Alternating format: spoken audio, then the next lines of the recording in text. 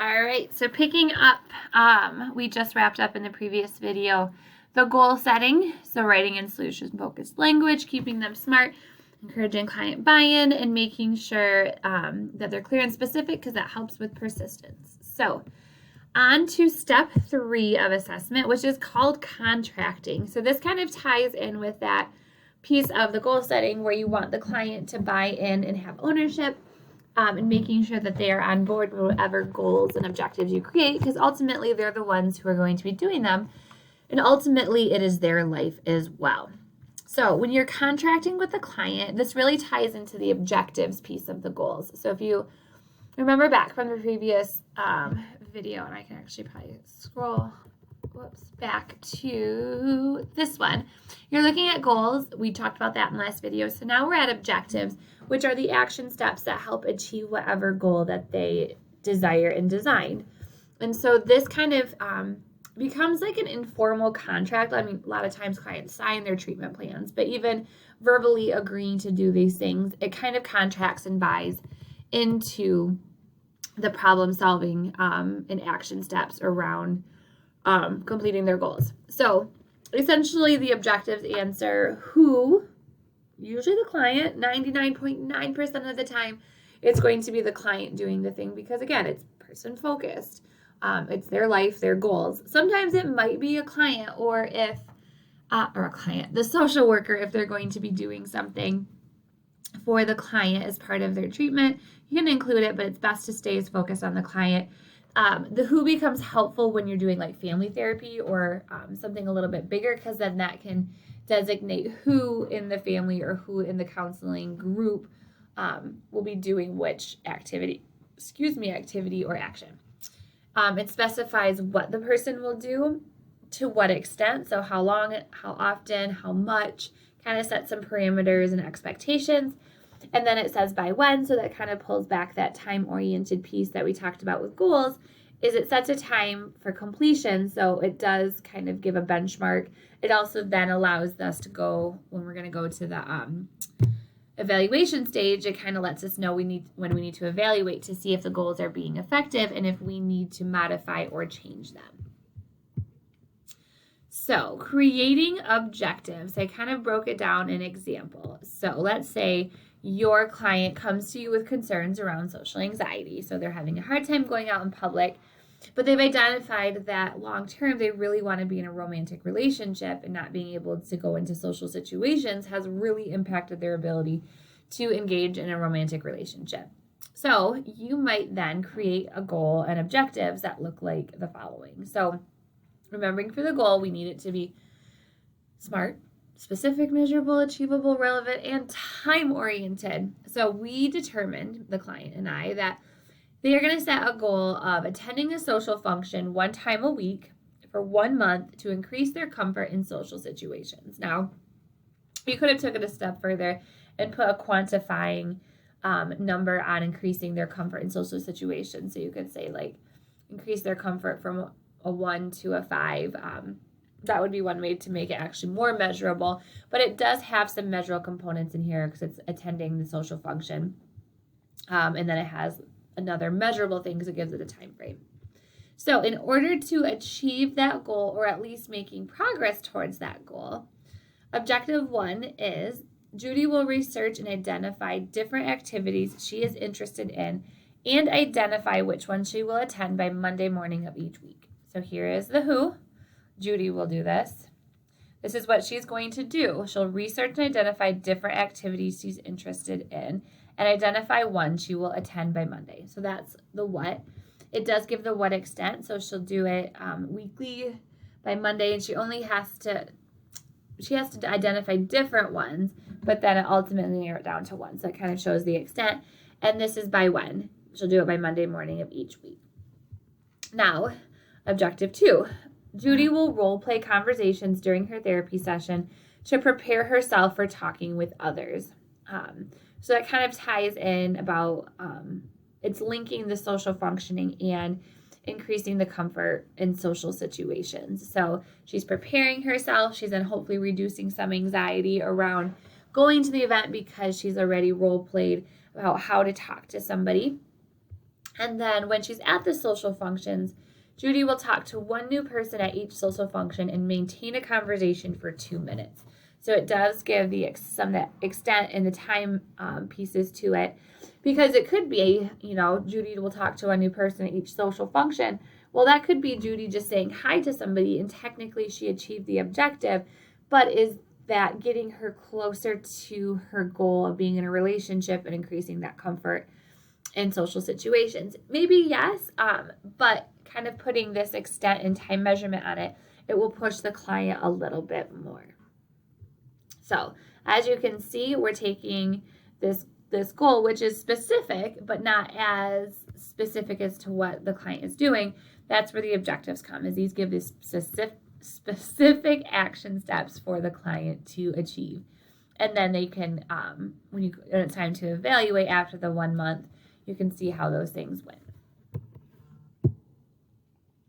All right, so unfortunately, it's not always the easiest for clients when they come up with a goal to know exactly how they are going to achieve the goal.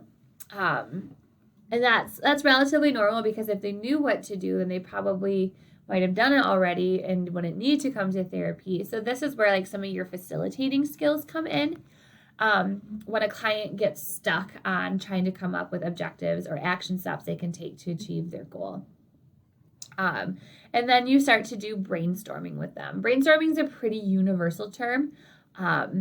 It's something that gets used outside of the clinical space, like if you're in think tanks or small groups or in your classes. It's not necessarily something specific to therapy, but how you implement a brainstorming session into your therapy session does take a little bit of clinical skills and specific ways to implement it. So why we do the brainstorming versus us just telling the client how they should achieve their goals, this is important, is because it helps the clients come up with their own solutions, take their ownership, and not rely solely on the social worker to solve their problems.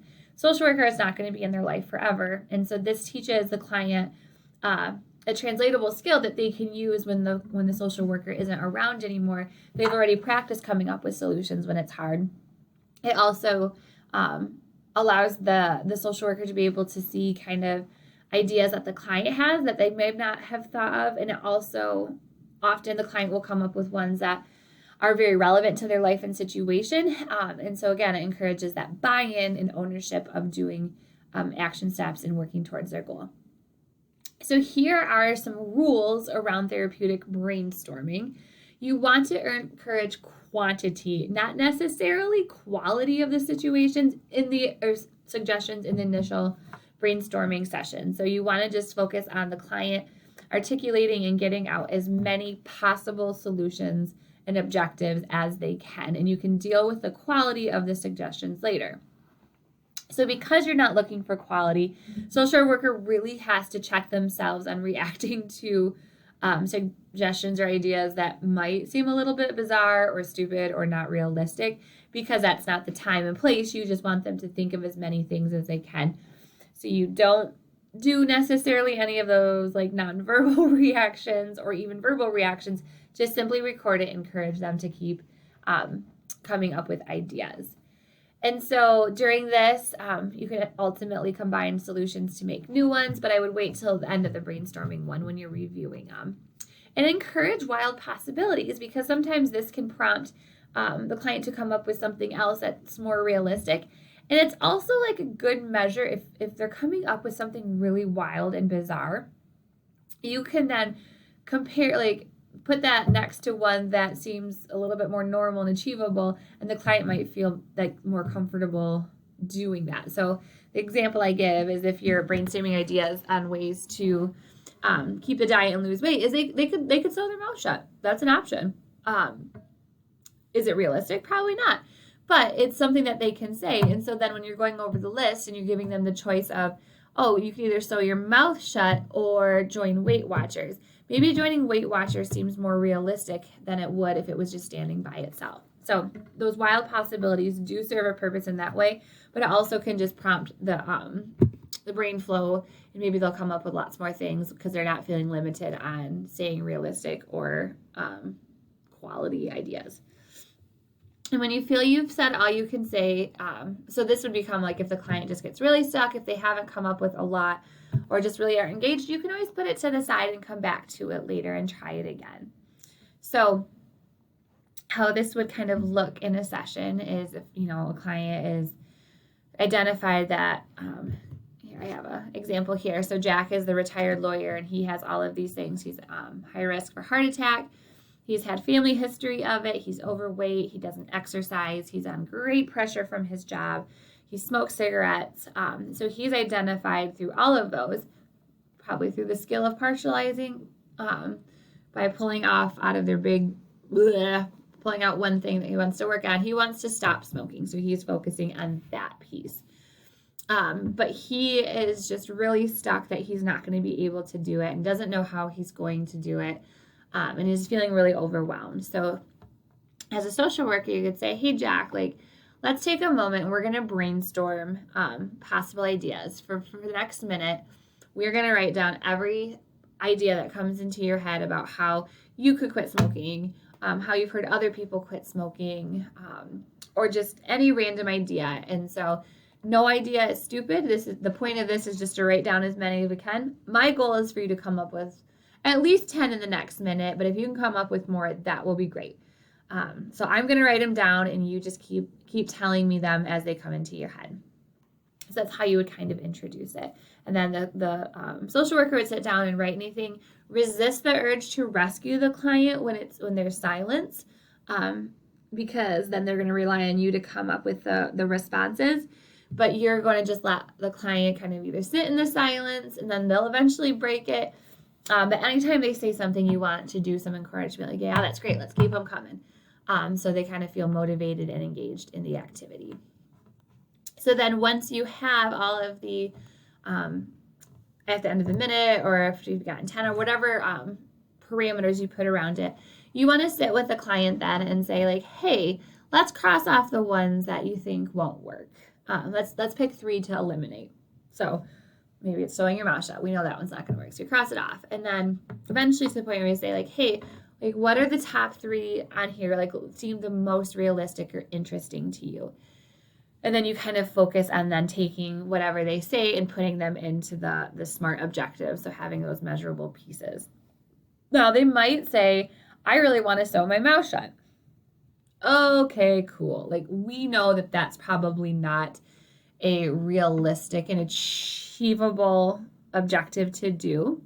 So that's when you kind of use your clinical skills and the clarifying questions and the scaling questions to see you think sounds like you believe that's a really good idea. Can you help me understand why you chose that one versus a different one? And then kind of see what they say. And then you just kind of do a lot of reflecting, hey, let's maybe do a scaling question of a scale from 1 to 10, how achievable, how realistic do you think this is that you could do this in the next month? And those types of things. So kind of the goal then would be to help them self-identify that it's not realistic. However, if it gets to the point where they're just really stuck on it, you can kind of step in and say hey, we probably aren't going to do that one. That's not something that I can really help you with in therapy. So maybe let's pick one that has more involvement with me so I can help partner with you and phrase it in that way. So unfortunately, not all clients are ideal and perfect, and they get stuck and don't necessarily follow the script that we want them to. So that's where those clinical skills and practice come in. So to summarize, we've done the 3 steps of assessment. We have prioritizing the problem, setting the goals, and then contracting with the clients with objectives. And so that's all kind of done. It might have to take a pause if the client says something that indicates that they're in harm, and you have to do some sort of risk assessment. So this is just the structure of assessment. It might, deviate once in a while, but you always want to come back to making sure you have these 3 steps done during the assessment process.